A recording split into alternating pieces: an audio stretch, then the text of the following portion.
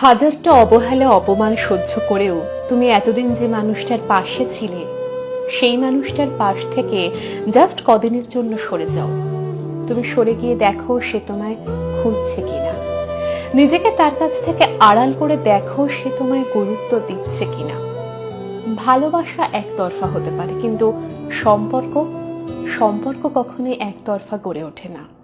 তাই একটা সম্পর্কে দুজনেরই দুজনের প্রতি একই রকমের ডেডিকেশন, বিশ্বাস, বন্ধুত্ব থাকা উচিত।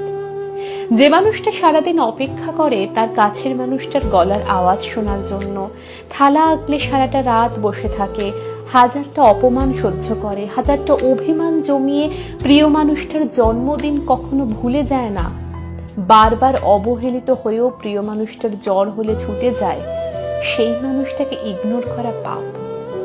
উল্টো দিকের মানুষটা যদি নিজের জীবন নিয়ে ব্যস্ত থাকে তাহলে এভাবে কোনো সম্পর্ক দীর্ঘজীবী হতে পারে না।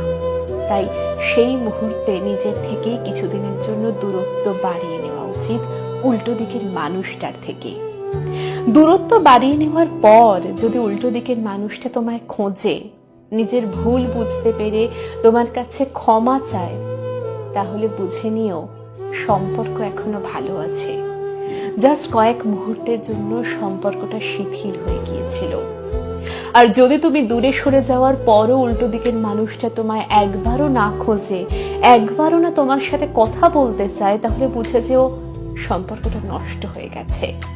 তখন সেখান থেকে বেরিয়ে আসাই ভালো। নষ্ট সম্পর্কে পড়ে থাকার চেয়ে একা থাকা অনেক ভালো।